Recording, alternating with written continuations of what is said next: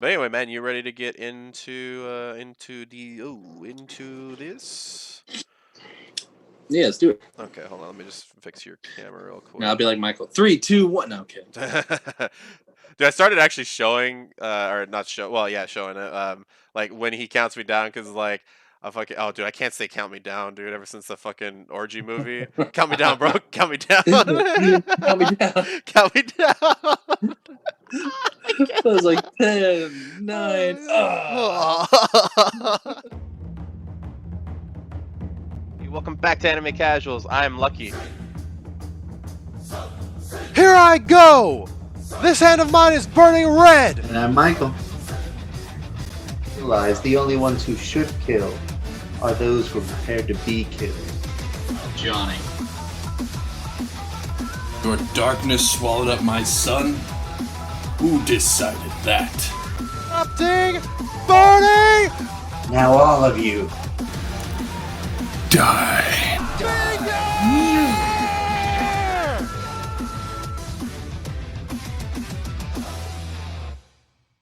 Hey, what's happening, everybody? Welcome back to Anime Casuals. I am Lucky. And I am Johnny. And we make up Anime Casuals. Well, actually, there's one of us missing. I almost just went, because we just recorded a whole weekend talk right before this, and it seemed so natural that I was like, oh yeah, let's just keep going. Yeah, as you can tell, we do not have Michael today. I kind of forgot about that little fact right now. He is out in the mountains trying to catch a snow bunny, and we'll see if he ever succeeds. If he doesn't come back with a snow bunny, we're gonna send him back out there, and he'll probably miss next week's episode as well. We'll see how that goes. Yeah. Anyway, guys, today we are talking about male role models in anime, whether they're our own male role models or they're specific to a character. I thought we'd just kind of like let it go however we want. But I'll go ahead and start this off. I have like 5 from Naruto. I don't think I'm gonna just mash them all together, but I'll choose the one that I really want to talk about, and then I'll just save the rest for the end. The one that I really want to talk about actually is Itachi. He's one that I feel like people would, because people would probably think about like some other ones that are pretty obvious, but Itachi I just felt like was such a big role model for Sasuke, even though Sasuke took it the wrong direction. It was such a cool thing to see Itachi kind of grow into from a villain to such a positive role model I don't know exactly what you would call it, but for self-sacrifice for one's own village was really a big part of it, and then seeing Sasuke grow up and then turn into a version of Itachi, helping the village from the shadows was really such a cool thing to look at, and seeing his effect on Sasuke, because the thing about Sasuke was that he had to always had to work on was probably his ability to work with people, and having Itachi tell Naruto when Naruto's like, "Oh yeah, I'll take care of the whole war myself. I'll do all this by myself," and Itachi just telling Naruto like, "Yo, slow down. If you end up trying to do everything by yourself, you're gonna end up just like Madara and all that stuff." So it was really cool to see Itachi grow into that figure. But yeah, that's it. That's my first one here. Nice. Mine. Admittedly, I had to restructure my list at some point. I realized I wasn't going. What was it? Ideal or best role model. I was going like most inspirational. So I was like, when Lemillion lost his powers and he kept fighting, that was crazy, and that was a good moment for him. And we should all try and be like that. I was like, wait, that doesn't quite work. So I had to really bring it back down more realistically. And admittedly, I chose an anime that I've only seen like maybe half of, but it's the guy from The Way of the House Husband. Because Oh, honestly, that guy, I know he was some kind of gangster, some kind of like yakuza in his like past life, but man, he's got a lot of his shit just down pat, and he's doing the good things. He's taking care of everything at home. He's setting up like his own barbecue and stuff, and he's doing it all pretty well. So I kind of went realistic, I guess, and that guy, he seems like he knows what he's doing. He left that gangster and yakuza life, and now he's a house husband. Good for him. Dude, that's a really good. I really want to see that series at some point, but haven't gotten But the. what's crazy is there's a live action and an animated. Oh, is there? Oh shit. Yeah, they both came out like around the same time. I think they're. I want to say they're both on Netflix. I haven't followed up on the series, but I'm always thinking about it. I was like, that was such a weird anime. I should check it out. Nice. Yeah, I'll have to check that out at some point. I always like to see like the I mean I think one of the defining things about male role models in anime is usually they end up having like a rugged backstory or something like that. Like maybe they messed up a little bit in life and then Hmm. they end up like like, you know, chilling out a little bit and then eventually becoming that person for you know, for a character in there. So my next one would actually be I really like this. You know, when I grew up, I was watching a lot of Rurouni Kenshin, and yeah, I choose Kenshin just for his role with Yahiko.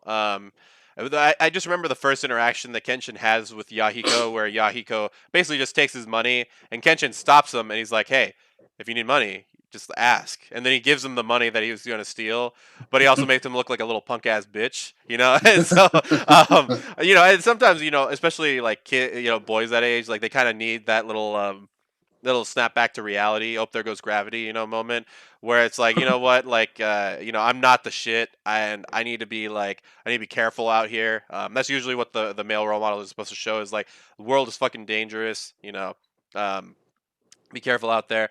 And then, you know, towards the end of the series, he even adopts some of Kenshin's moves, which I thought was really cool. But with like, you know, wooden sword and everything. But yeah, it's really cool. It was really cool to see Yahiko kind of grow into this character. Because when I first watched the series, I actually didn't realize he was going to be such an important part. You know, being the only.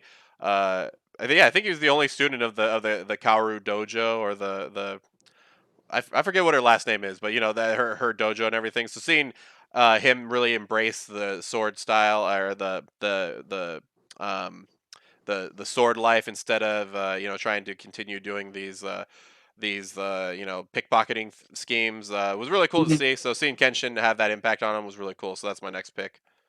Nice. My next one, probably not for the entirety of the character, but Deku, mostly around like earlier in the anime, kind of like season one, just because he had that whole thing of just there's someone in danger, and he would just kind of run in there, and just because someone has to do something, someone has to help. And I, sometimes I don't think that happens enough. You see people on the side of the road. You see them pushing their car. Trying to get somewhere, and I, you don't have to do it every time, but I think it's a nice thing to just kind of help someone out once in a while. Admittedly, he doesn't do that so much now because he's smarter, I guess. So he's like, nah, I'll go a different way. But just that kind of not impulsion to be like someone needs help. I think that's a good trait to keep in mind. To be able to be like, yeah, I forget about it. I'm gonna help this person. Kind of like with you, like, hey, if you just need money, ask. So yeah, that was my next one, Deku. Dude, don't you? It's fucking hell fucked up. But do you ever get this thought where you offer somebody help and it's usually something big, but you're hoping that they say no, and when they say yes, you're like, "Fuck, dude, I just kind of said that shit. I didn't mean it," you know? most most of the time, it's not until after I'm like, oh, hey, I can do this. Like, I can work Saturday. Like, oh, I don't want to work Saturday. Why did I say that? It's so dumb of me. So yeah, it's always too late though. Oh man, see that's why we have Deku as a role model. um, but yeah, dude, I fucking hate that shit, man. Or but yeah, it is really like a strange thing, and I think that's why we have like you know, these anime characters, because they show us a lot of the ideal traits of what we really should have, but we don't because Hmm. we're too busy with our normal lives. But anyway, my next pick for this one is actually gonna be surprisingly enough, another shonen anime. This is gonna be Captain Yami from Black Clover. I really enjoyed his interaction with Asta, because Asta is like a big outcast. I mean, okay, so for you know, for anybody that hasn't watched it, Yami, there is all these captains of these magic knights, and Yami is kind of the captain of the whole like basically the outcast. You know, he has the Noelle, who is the outcasted sister of a royal family. Mhm. He has Vanessa, an outcast witch. And he has all these people, and he says, you know what? You don't fit in, but you know where you do fit in. You fit in with the Black Bulls, and you start to see all these characters that everybody else gave up on, and he ends up, giving them a place to stay. And I thought just thought it was really cool to see him grow with Asta, who has been denied by magic, which is like the one thing that pretty much every I was going to say Black Knight, Magic Knight has, where Yeah. they all have a pretty good affinity for magic, where he has the opposite, and everybody thinks like, oh yeah, he's so, that's so crazy, he's so stupid, but Yami's just like, hey, you, my squad, get over here. That's gotta be. I mean, if you ended up in that situation where it was like, hey, you lack the one thing that you actually need in this life to do. I mean, and somebody said, hey, come on to my squad. Like that would be pretty empowering. So I really like, as the series has gone on, that relationship has gotten a lot stronger. Although I still love it whenever Yami just fucking just straight up grabs Asta by the head and just fucking he still gives him some tough love and everything, so it's always fun to see. But yeah, that's my next pick. My I've been actually scrambling because I wanted a better pick than I had. I don't remember his name, unfortunately, but I'm gonna choose the captain from Fire Force of Oh, our Obi. main. I remember, yeah. Oh, I thought it was Obi. I was gonna be like Toby. No, that's not right. So yeah, Obi. Because honestly, that guy, That's a good one. he faces such terrifying, insurmountable odds all the time, and he's always just running in there with like, hold on, let me put my face cover on. All right, I'm good. Let's go. Again, then I get my hunky like big shield because I mean, man, that guy, he is constantly fighting, constantly looking out for his team, and he just doesn't give up. I mean, he's a good guy. And if he ever dies in that series, I might give up on Fire Force. Just a little, side note there. Don't give him any ideas, Johnny. Don't give him any ideas. We don't need. No, We... that's a good idea. You should kill him. That'd be awful. I Oh hope my not. god. Oh, that would be so fucked up. Oh my god. So yeah, I was thinking about maybe doing a lightning. How many more do you have on your list, Johnny? Like two. Okay, why don't we do why don't we just do one more each, and then Okay. I'll just do I'll do my lightning round after that. So wait, I didn't say that right. Why don't we do one more full ones first, and then I'll do my lightning round, and you can just say what your two are. But yeah, let me see here. Last one I really wanted to mention was Whitebeard from One Piece. I just really enjoyed his like the way that he looked at all of his crewmates as like children. Hmm. I really enjoyed seeing that. I really enjoy seeing those father son relationships, like really grow. Um, and seeing how respected he was, not just by like other pirates, but also by the Navy, was really cool because once you're respected by your enemy, I think that really tells something about you. And so yeah, seeing Whitebeard and how he kind of and even how he was respected by Gold Roger was really cool. So yeah, I really enjoyed seeing. Especially his relationship with Ace and other characters, and even his short time with speaking to Luffy was really cool. So and you can still see the impact that Whitebeard has today, even in One Piece. So yeah, seeing and I feel like he was the turning point in the entire series. That whole thing was a big turning point. But yeah, the reason why I think of him as a role model is just the way how much integrity he has, and despite Hmm. because when we look at people, when we look at pirates, you think about, I mean, just instinctively you think of troublemaker, outlaw, all that kind of stuff. But seeing one that actually has a moral compass, has a moral code, doesn't break that moral code, is really important because in One Piece, right, Luffy's trying to do that as well. And so I feel like him and Goldie Roger are going to be the ones that Luffy kind of follows in their footsteps, even though he's a fucking idiot and probably doesn't even know that he's going to be doing that. But yeah, what's your next one, John? Actually, why don't you just go ahead and name off your last two? Okay. Um. So one of them is another pretty realistic one. It's I don't remember the exact name of the anime now. It's the Dessert Salaryman. That's on Netflix. Oh yeah. Just because that guy, kind of like the house husband, he knows how to run his day. I mean, every day he goes to work and he's like, and now I will do this, get this done, and I will have exactly this much time to go eat my fucking dessert.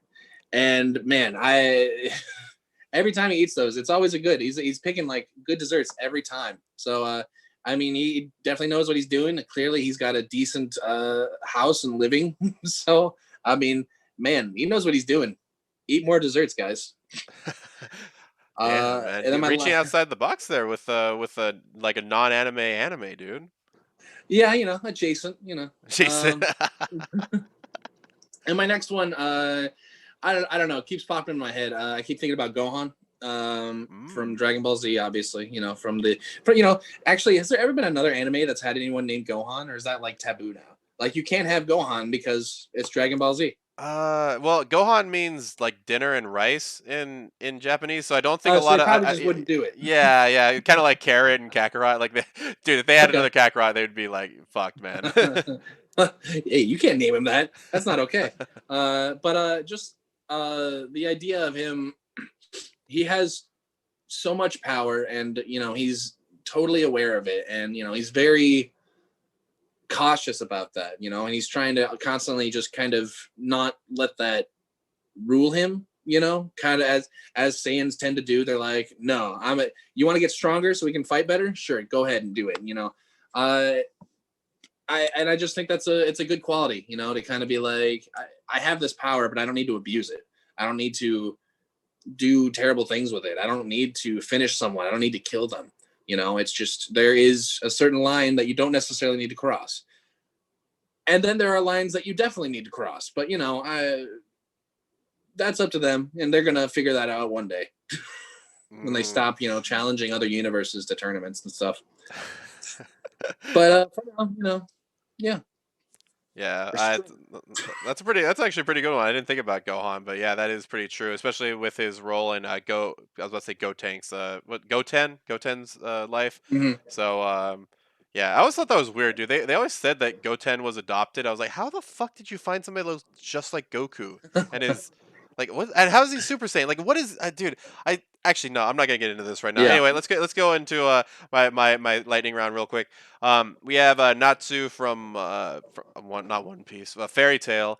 In his role in Romeo's life, he kind of like there's this guy named Romeo, a little kid named Romeo. He's the son of one of the other guildmates, and he becomes like a really big Natsu becomes a really big part of Romeo's life, like like to the point where like when there's a time skip, like Romeo like pretty much acts like Natsu.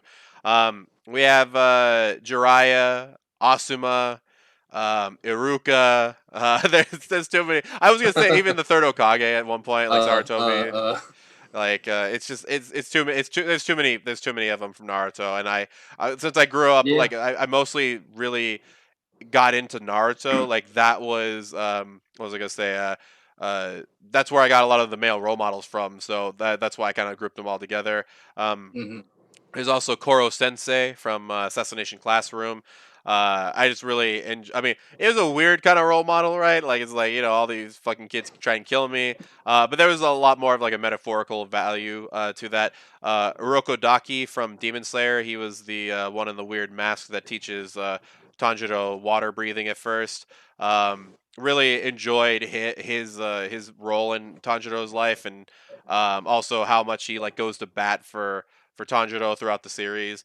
And I think that and then All Might from My Hero Academia, just because I mean he's the symbol of peace. So seeing how much of an impact that he has on Deku's life was really really cool to see. But yeah, that's our list for male role models. Eventually, we'll do a female role models, but that'll be a little bit further in the future. Remember, guys, you can check out all things casual at the link tree in the description box down below. Also, if you'd like to email us, you can email us at animecasuals with an S, real REAL at gmail.com.